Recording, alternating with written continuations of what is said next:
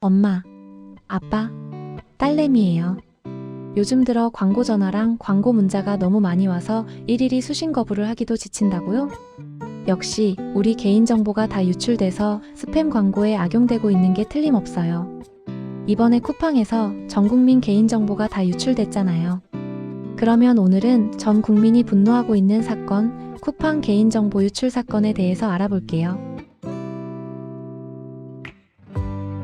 사건 개요. 사건은 2025년 6월 24일에 시작되었어요. 분명 사과문 발표는 며칠 전에 했는데 왜 6월 24일이냐고요? 왜냐하면 6월 24일부터 11월 18일까지 무려 5개월간 개인정보가 유출이 되고 있었기 때문이에요. 쿠팡의 보안이 정말 허술하여 무려 5개월간 정말 몰랐다거나 늦게 알렸을 가능성도 있을 것 같아요. 이번에 유출된 개인정보가 3,370만 건이 넘는다고 해요. 상상이 되세요?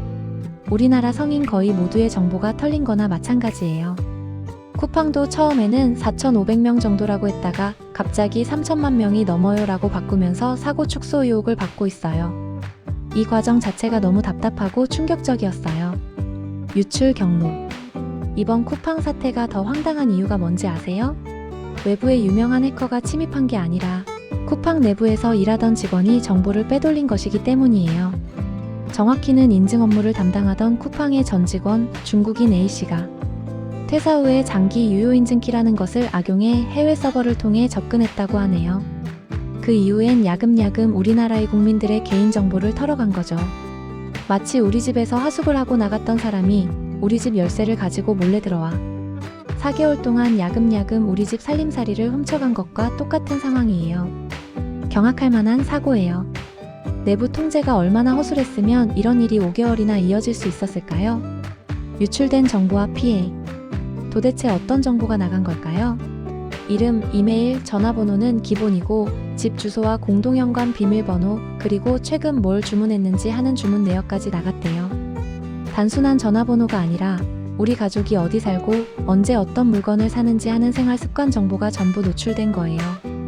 이게 왜 위험하냐면요.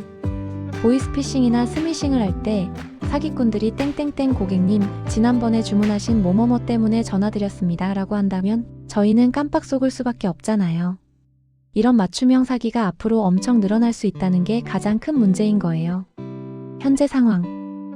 우선 쿠팡의 경우 무단 접근 경로를 차단하고 내부 모니터링을 강화하고 외부 보안 전문가를 영입하면서 뒤늦게 보안 강화에 나섰고 쿠팡 이용자들을 대상으로 사과문을 발표했어요.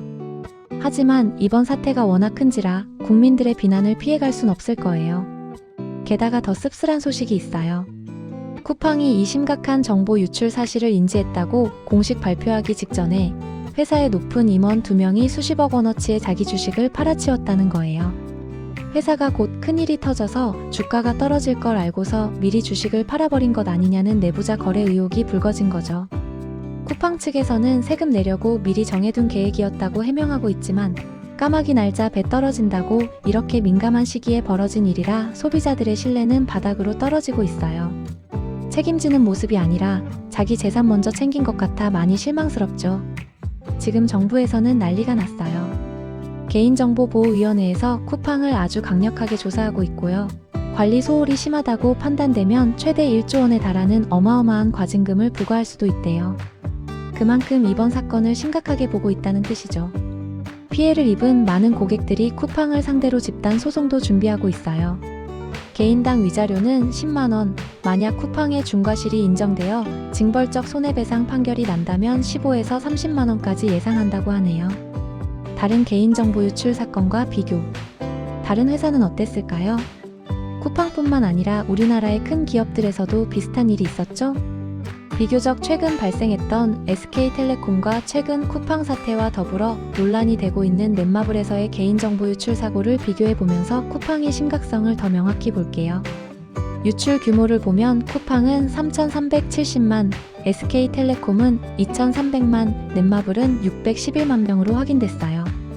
유출 경로는 쿠팡은 내부자 소행, SK텔레콤은 외부 해킹, 넷마블은 외부 해킹으로 추정 중이에요. 피해 정보는 쿠팡의 경우 이름, 주소, 이메일, 전화번호 주문 내역이며 SK텔레콤의 경우 전화번호, 유심 관련 정보이지만 일부 서버에 한해 개인 민감 정보 유출 가능성이 있다고 하네요.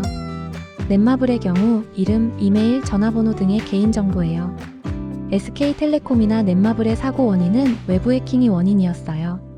하지만 쿠팡은 내부 소행이라는 점에서 내부 관리 실패가 명백합니다. 또한 집 주소, 주문 내역처럼 생활과 밀접한 민감 정보가 나갔다는 점에서 개인적인 사기 피해로 악용될 위험이 훨씬 높습니다. 이 세 가지 사건을 보면 날이 갈수록 개인정보 보호의 중요성은 커지는데 저희가 자주 사용하는 이 모든 플랫폼들이 저희 정보를 얼마나 허술하게 관리하고 있는지 알 수 있어요.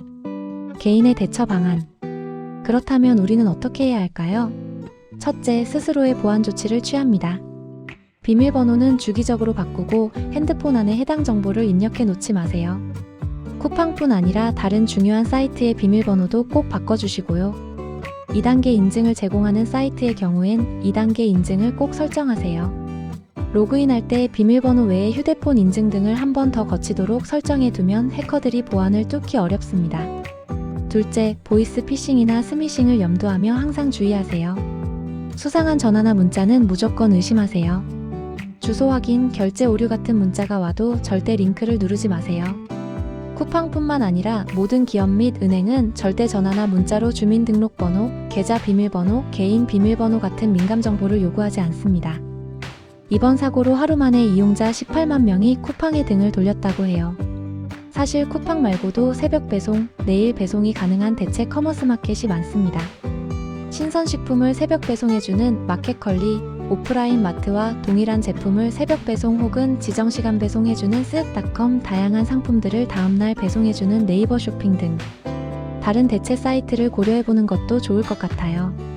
우리가 생각해볼 내용이에요. 엄마, 아빠, 사실 생각해보면 우리는 핸드폰 안에 우리의 모든 정보를 담고 살고 있어요. 모바일 신분증, 계좌 및 금융자산, 신체적 특징, 인간관계 등등 정말 많은 걸 담고 있지요. 그리고 인터넷 사이트에 회원가입을 하거나 로그인하는 과정에서 이러한 정보를 사용하기도 해요. 지금 유출된 것은 이름, 주소, 전화번호와 같은 정보들이지만 이것보다 더욱 개인적이고 민감한 정보가 이를 악용하려는 범죄자들의 손에 들어간다면 어떻게 될까요? 사이버 보안의 중요성은 날이 지날수록 커지고 있어요. 개인들은 매일 편리한 기술을 이용하며 살아가지만 그만큼 저희의 소중한 정보가 언제든 위험에 처할 수 있다는 걸 잊지 않아야 해요. 그리고 기업들이 더 책임감 있게 고객들의 정보를 관리하도록 계속 목소리를 내야 합니다. 뿐만 아니라 기업들이 이러한 중요한 실수를 저질렀을 때 솜방망이 처벌이 아닌 적절한 수위의 처벌을 하도록 계속 관심을 가지고 의견 전달을 해야 해요. 그래야 기업들이 변화하고 이러한 방면에서 더욱 성장할 수 있을 거라고 생각해요. 아빠, 엄마, 오늘 이야기는 여기까지예요. 항상 건강 잘 챙기세요. 도움이 되셨다면 좋아요와 구독 부탁드리고 궁금하신 정보가 있다면 댓글로 달아주세요.